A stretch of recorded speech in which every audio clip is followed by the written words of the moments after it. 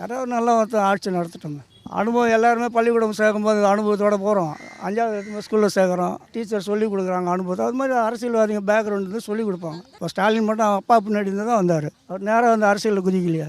விஜய் கண்டிப்பாக வருவார். எனக்கு ஷூராக நம்பிக்கை இருக்குது. சார் விஜயகாந்த் சார் வந்தார், அவரை போட்டு அமைக்கிறாங்க. விஜய் வந்தால் நல்லாயிருக்கும், மக்களுக்கு செய்வாங்க. தண்ணி பிரச்சனை, காவா பிரச்சனை, ஜனங்க இந்த கொசு அது இதுன்னு பயங்கரமாக மக்களுக்கு நோய் நொடி வருது. அதெல்லாம் பார்த்து பராமரிக்கணும். எனக்கு பிடிச்ச கட்சி டிஎம்கே தான். ஆனால் ஒரு மாறுதல் கட்டாயமாக தேவை தான். ஒரு வாய்ப்பு கொடுத்து பார்க்கலாம், தப்பு ஒன்றுமே கிடையாது.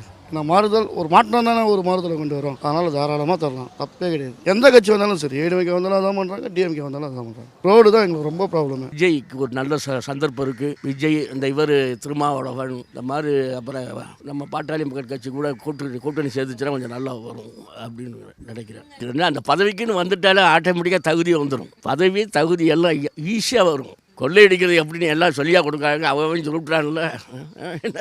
அதனால் நல்ல ஆட்சி வரணும், விஜயோட ஆட்சி வரட்டும். இருக்கிறவங்களே கொண்டு போய் அள்ளி கொடுக்குறானுங்க. இல்லை மிடில் லைஃப்பில் நாங்களாம் மாட்டிக்கிட்டு முழிக்கிறோம். மனசு கஷ்டத்துக்கு போய் ஒரு கொஞ்சோண்டு சரக்கு வாங்கி அடிக்கலாம் பார்த்தா 150 ரூபா 210 ரூபா ஆக்கி விட்டாங்க. என்ன அப்படி அவ்வளோ மோசமாக இருக்குது நிலைமை. இல்லை ஒரு ஏழை மக்கள் பாமர மக்கள் ஒழுங்காக வாழ முடியலை.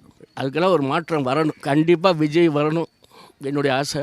பகவானுடைய கையில் இருக்குது அதுக்கு மேலே. ஏன்னா மக்களுக்கு எல்லாருக்கும் நல்ல புத்தியை கொடுக்கணும். இந்த ஆட்சி எப்படி இருக்கு நீங்களே பார்த்தீங்களா? எதை பண்ணோம், கேவலமாக பண்ணோம், அதை பண்ண. அதாவது விஜய் கேட்குற ஒரு வார்த்தை என்னன்னு கேட்டிங்கன்னா, பழைய மாதிரி ஓட்டு போடுங்க, சீட்டில் போடுங்க. அது சீட்டில் போட்டால் அது உண்மையாக பார்க்கலாம், பண்ண முடியும், செய்ய முடியும். ஆனால் இந்த விஷயத்தை வந்து நிறைய பேர் ஏமாத்துறாங்க. அதை வந்து வேணான்னு சொல்லிட்டு விஜய் வந்து, ஆனால் சத்தியமாக விஜய் கண்டிப்பாக வருவார். யாருன்னு கேட்டால் அந்த பிரியாணி பீருக்கு ஆசைப்படுறவனு தான் அந்த டிஎம்கே ஏடிஎம்கேலாம். விஜய் வரணும்னு ஆசை, அவர் வருவார்.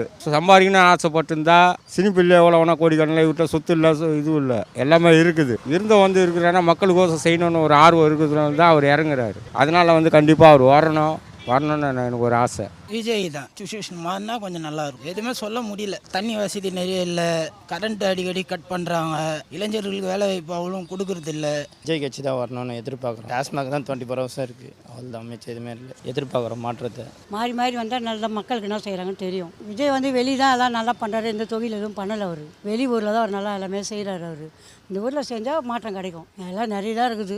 இந்த நோண்டி விட்டுக்கிறாங்க, இன்னொரு மூடலை வியாபாரம் பண்ணுறாங்க. எப்படி பண்ணுவாங்க சொல்லுங்கள்? அங்கேருந்து இந்த வண்டி தள்ளி வச்சு இங்கே வியாபாரம் பண்ணுறாங்க. இப்போ போக்குவரத்து ரொம்ப இடைஞ்சலாக இருக்குது. நம்ம வியாபாரம் பண்ணுறது ரொம்ப கஷ்டமாக இருக்குது. ஒரு மாதம் ஆகுது அது திறந்து இன்னும் மூடவே இல்லை. தான் இளைய தளபதி விஜய் அவருக்கு ரசிகர் அதிகமாக இருக்காங்க. எல்லாமே பார்த்தீங்கன்னா டிஎம்கே ஏடிஎம்கே மட்டும்தான் வந்துட்டுருக்கு. மாறுதலுக்கு புது ஆள் வந்தால் நல்லாயிருக்கும்.